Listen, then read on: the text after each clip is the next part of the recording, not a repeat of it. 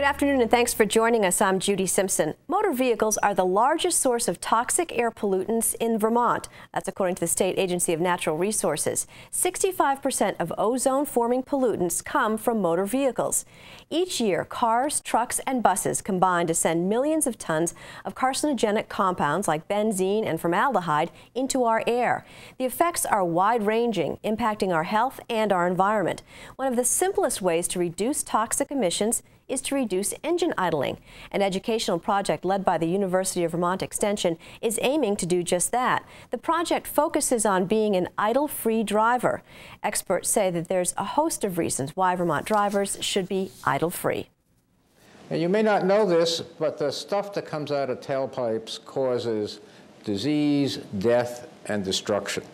And that's true for both gasoline engines and diesel engines.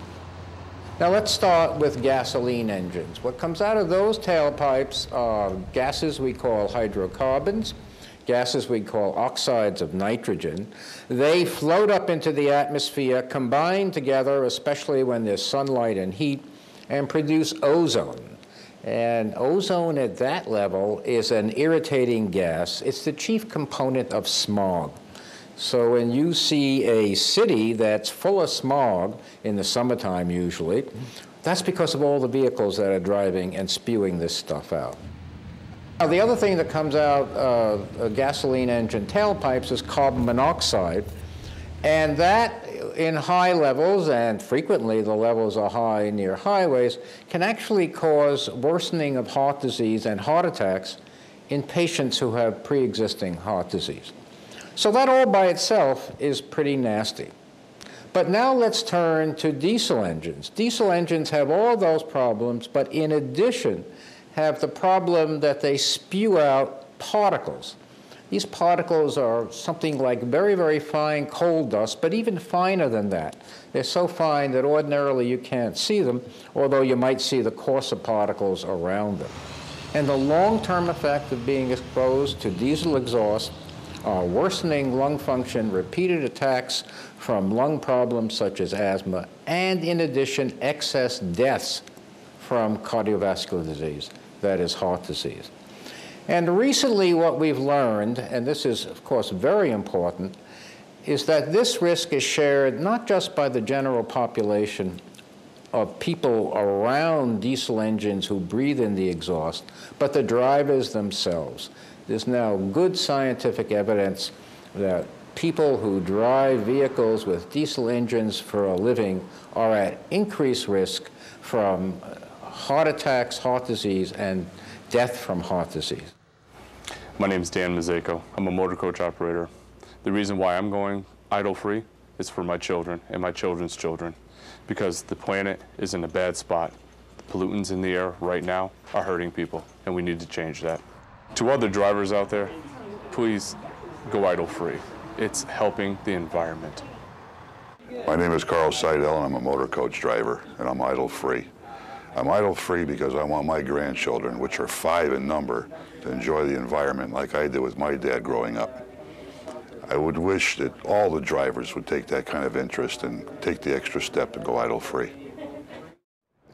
Today's modern diesels really are significantly different from diesels of the past.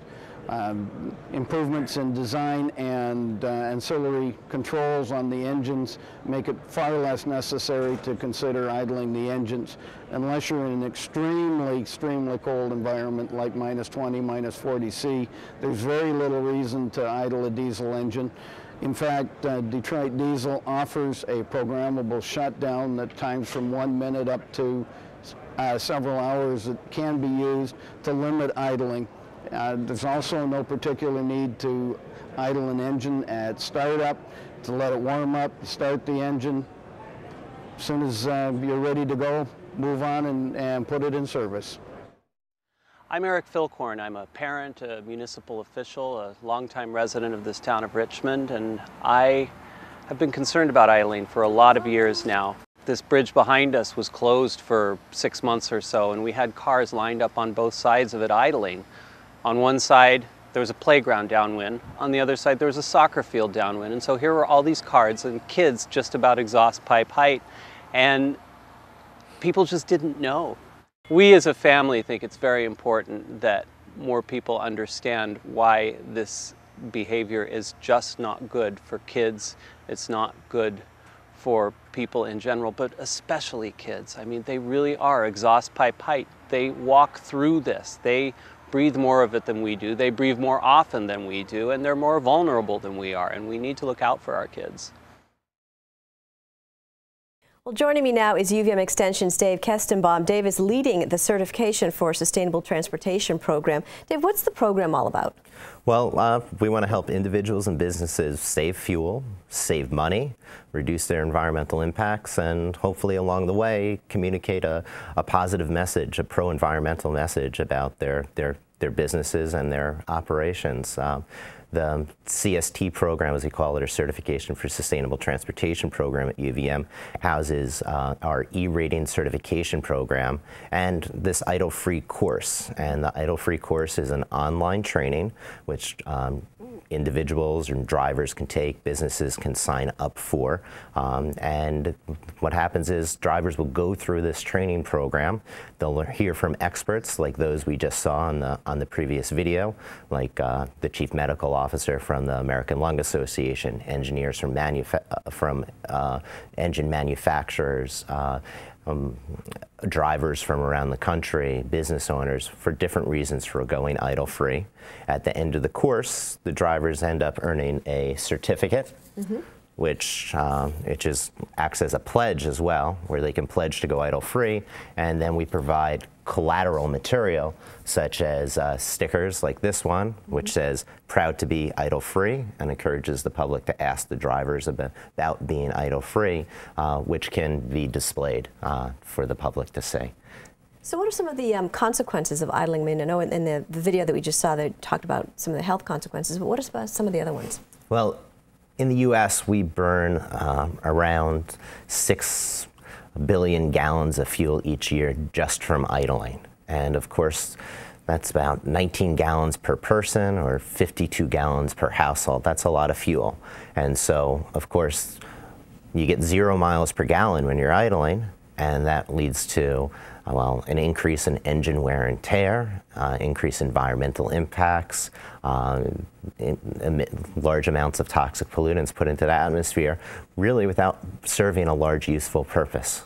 Well, it's interesting because you don't even really think about it. You might just, well, you know, I'll just sit here and wait, and the car is going and you're listening to the radio. Do you think part of it is because you don't really see what's coming out of your tailpipe when you think about, you know, idling and all the chemicals and fumes that are coming out? You can't really see them. Oh, absolutely. I think that's a large part of it, and I also think it's cultural.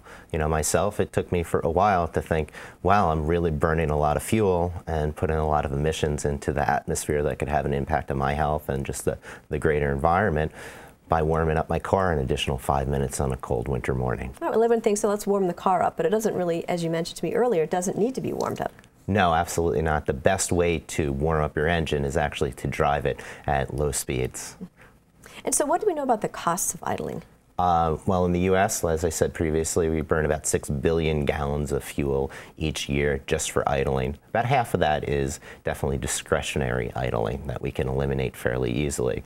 That translates into about $20 billion a year in fuel, in money that we're wasting just for having our engines idling. That's about $65 per person, or about $175 per household. So there are a lot of other ways I think we, you know, as individuals and as a country can spend our money. Well, exactly. When you're complaining about gasoline that's over $3 a gallon, think about idling. Sure, absolutely. If we reduce our consumption by 3 to 6 billion gallons, well, that can influence the price at the pump, even if we as a society do something collectively. What about the cost from an environmental perspective?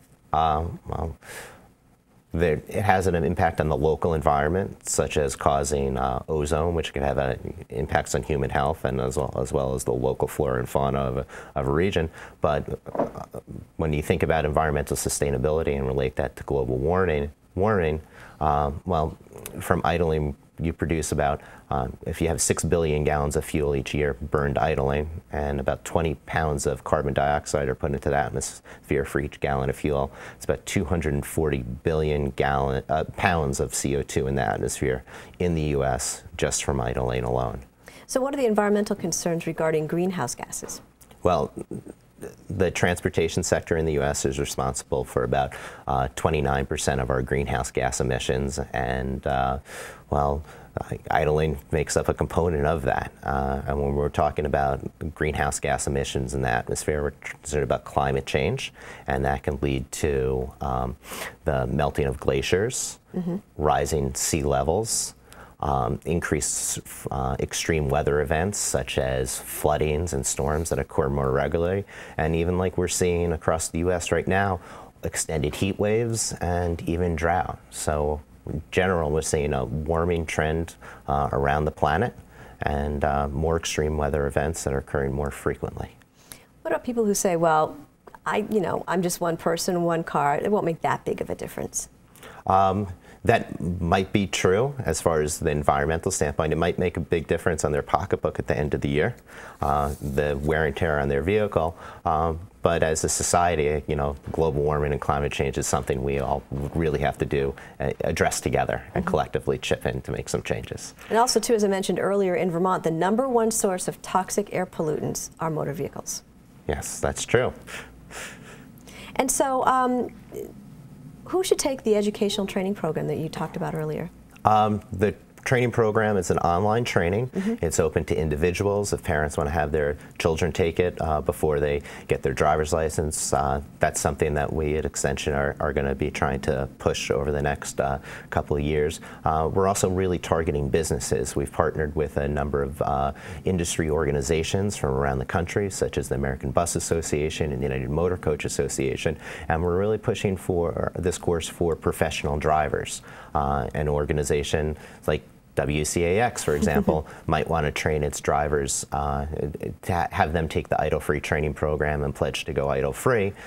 That might help the company save fuel, save money, and it also might be a behavior that these employees can take home to their private lives. So we're in discussion right now with, folks over at UVM to see if we can have our staff take the training, but right now we're gearing the training towards individuals as well as businesses that are interested in helping to save some fuel and save some money and reduce their environmental impacts. And so what about the argument that turning the car on and off actually is worse wear and tear-wise than idling? Generally, the rule of thumb is 30 seconds. In a standard automobile, you're actually using more fuel if you let the car run more than 10 seconds versus turning it on and off. In heavy-duty vehicles, it's slightly longer. So what we train is that if you're going to be sitting still in your vehicle for more than 30 seconds, turn the engine off and just restart it when you're ready to go. And I suppose, too, where you idle is important. If you're in front of a building, I know some school districts have banned buses idling in front of the schools. Oh, absolutely. I mean, as one of one of the individuals we saw in the video had said, children are about to exhaust pipe. Right. And well, they breathe more often than we do and more frequently and breathe more than we do. And so watching where you idle, I think, is especially important. It'll have a big difference on the impact on human health if you idle in front of a school versus an empty farm field. And also, too, that we mentioned on the tape that near interstates, obviously, there are more fumes than in a rural setting. Absolutely. And so, if you can shut off the engine, try to shut off your engine.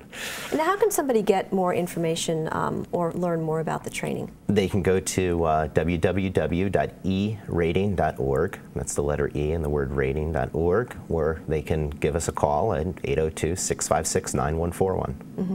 And so, just a little bit about an individual. Obviously, everybody makes a difference, and you encourage even individuals to take this course. Absolutely. It's not just for businesses. We'd love to have individuals come and get engaged in our programs. Kind of nice to do maybe a family challenge where everyone can watch how much consumption that they use fuel-wise, and if they start with the no idling program, and see how much they can save. I think that's a fantastic idea, and we'd love to gather some research around that. All right. Well, I want to thank you, Dave, for joining us today. Thank you. That's our program for today. I'm Judy Simpson. We'll see you again next time on Across the Fence. For a video copy of today's program, call toll-free 1-888-ATF-3430.